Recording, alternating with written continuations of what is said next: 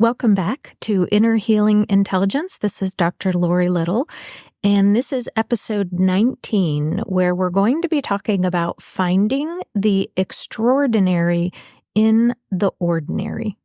One of the things that I love most about being a therapist is that I learn just as much from my clients as I hope that they learn from me. One of my clients the other day shared that her personal goal for the year was to practice more awareness and gratitude in her life, and she was doing this by finding the extraordinary in the ordinary. And that statement, for whatever reason, really resonated with me. So today we're going to be talking about what that means, and I'll share with you 3 strategies you can use to make this a daily habit. Stay tuned. Welcome, everyone. My name is Dr. Laurie Little, and I'm a clinical psychologist, mindfulness coach, psychedelic therapist, wife, and mom. My passion is helping people learn to listen to and trust their inner healing intelligence, that part of us that is always moving towards health and growth. Ultimately, when we allow our inner healing intelligence to be our guide, we can stop looking outside of ourselves for answers. We can experience more joy, more peace, and more connection with others than we may have ever thought possible. Although it may sound simple, it is by no means easy. Join me as we discuss the many challenges and opportunities that listening to your inner healing intelligence can bring to your life. Finding the extraordinary in the ordinary. What does that really even mean? Let's think about it for a moment. Picture a butterfly. You can make it in your mind any color or size that you want, but just for a moment, picture a butterfly. I did a little abbreviated Google search, so I'm assuming that this is true. But I found a few interesting facts about butterflies that I was never aware of. The first thing I found out is that butterflies have really large wings for the size of their bodies. In fact, research shows that butterflies' wings are much larger than they need to be in order to fly, and they can actually fly with half of their wings missing.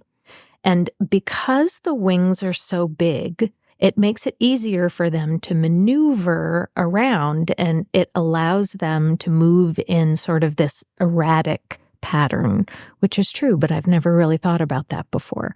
And this is unique to butterflies because I guess it makes it harder for predators like birds to predict which way that the butterfly is going to fly. And I thought that was fascinating. But what is even more fascinating is rather than flapping their wings up and down like a bird does, which is what I just assumed butterflies do, apparently butterflies actually contract their bodies, making a slanted figure 8 pattern with their wings. And as the butterfly's body contracts, the motion pushes air underneath the wings, effectively propelling the butterfly through the air. So how cool is that? I never knew that. I've never Googled how do butterflies fly before. But think about that then in terms of how every day these butterflies are making these figure 8 patterns with these beautiful, colorful wings and designs. I would say that is pretty extraordinary. Yet I am pretty certain that the last time a butterfly flew past me when I was outside, I did not give it much of a thought other than, oh, wow, look at those pretty wings. Because most likely the last time I saw a butterfly, my mind was going through my to-do list. I was probably in my head thinking, oh, don't forget to do that. And remember to put that on your reminder list. Remember to text so-and-so, because I often am just in my head. And sometimes I'm so in my head that I bump into people, I bump into objects because I'm just in my head a lot. I'm trying to sort out problems or plan my day. I'm a person who wants to be very efficient, so I'm always maximizing my time and what I'm doing. And if I really think about it, I often go through my day with this just very low level of anxiety that sort of pushes myself to be as efficient or as excellent, I guess, as I can. That's my perfectionistic nature. So it actually often takes an outside reminder to help me become more aware. When you think about this, all of this idea of noticing the extraordinary and the ordinary is really just coming back to mindfulness. And although I've been doing some form of a mindfulness practice for probably 30 years now, it still shows that I am not constantly mindful, and really quite the contrary, as you can hear how I describe my inner goings on every day. Because I'm so in my head a lot of the time, I am really not constantly mindful, yet I have practiced mindfulness for so long. So part of that I want you to notice is that mindfulness is not something that you can get excellent at, or you can be perfectly mindful. Sometimes when people think about the idea of trying to practice more mindfulness, they think, I'll never get there. It's not possible. What I want to dispel is that myth is there's no such thing as being perfectly mindful. And the goal ultimately is to just practice how often or can I increase these moments of mindfulness. Don't try to go towards the goal of being a mindful person. See if you could practice how frequently can I increase the frequency of these little moments of mindfulness during my day. So even though I have been practicing this for so long, again, it usually takes some sort of a reminder or a trigger to help remind me to be aware of the present moment. So here are 3 strategies that you can use to be more present in your life and to notice the extraordinary around you. Number 1 is notice when your mind is going into the future. When your thoughts are filled with all of these future thoughts, which usually look like or start with a what if this happens? What if that happens?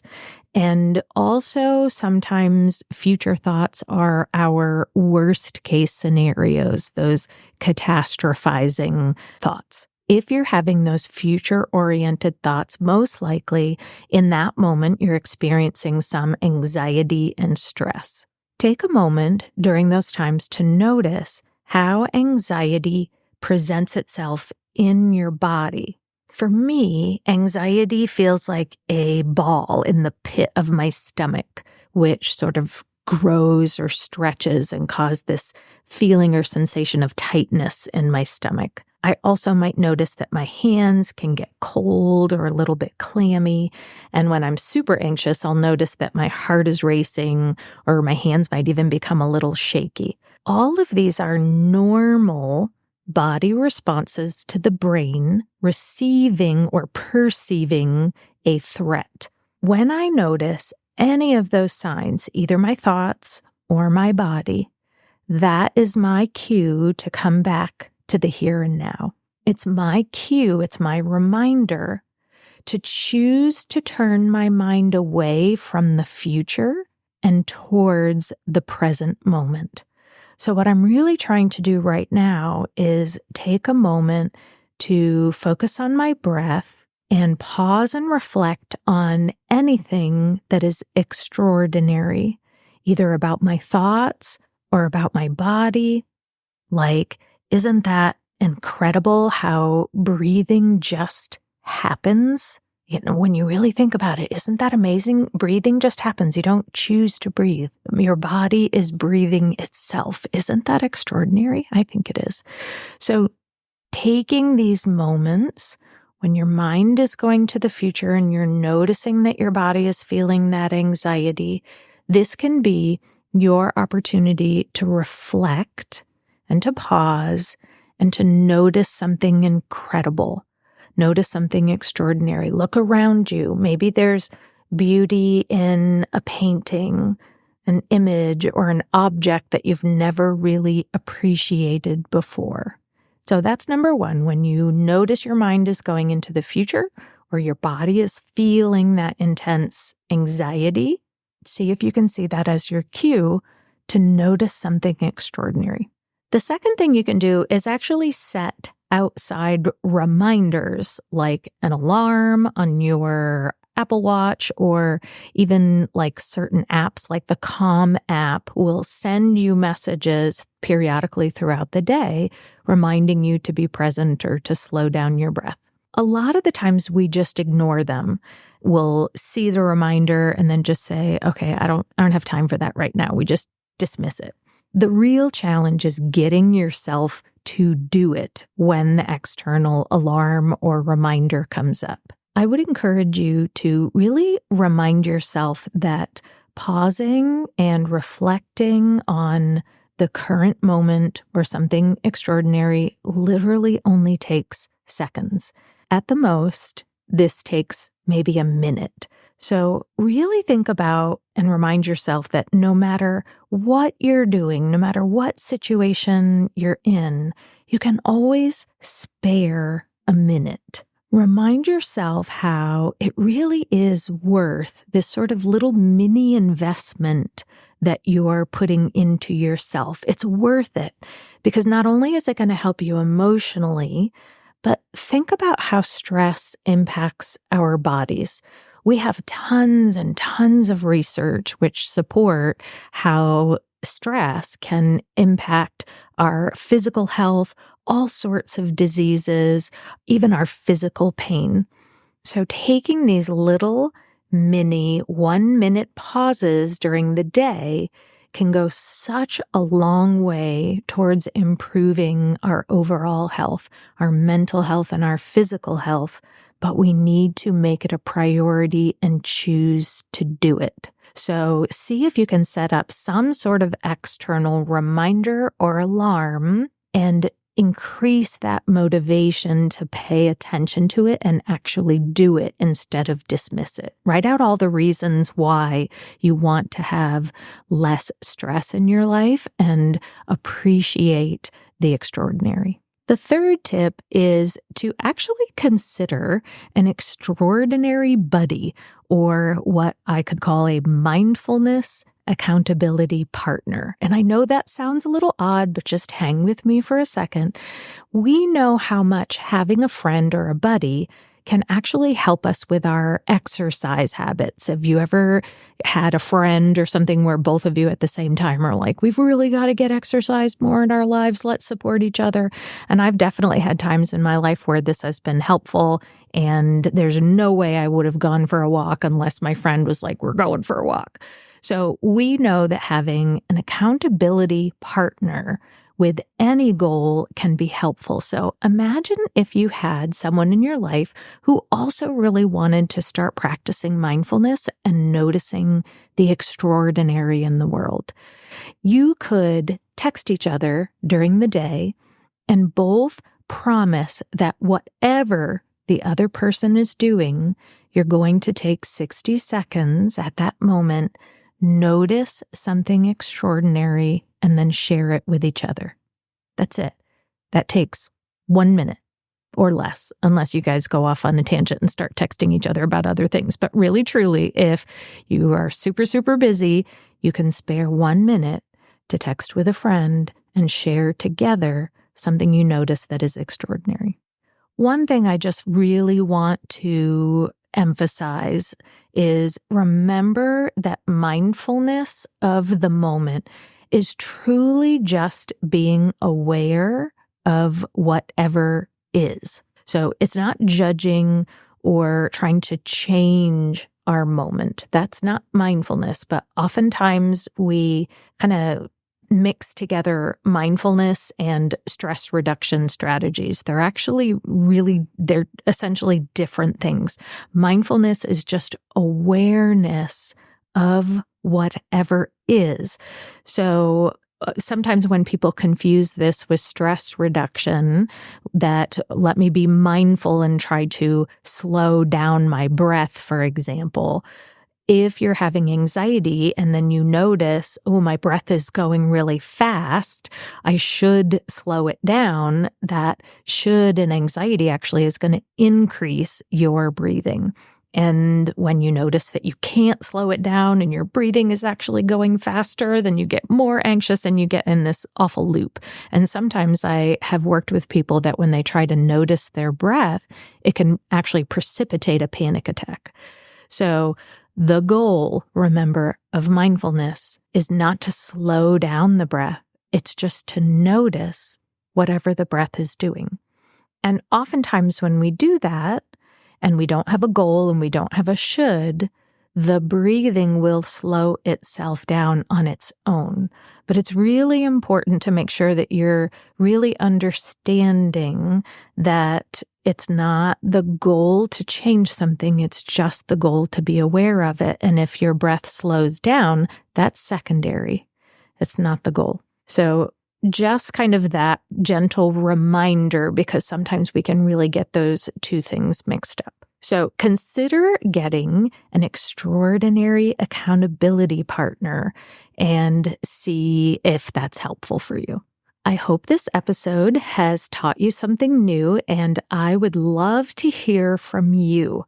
What are some of the things that you notice are extraordinary in your life? Or have you ever made this a goal to try to find more extraordinary things, or even just to practice more awareness in your life?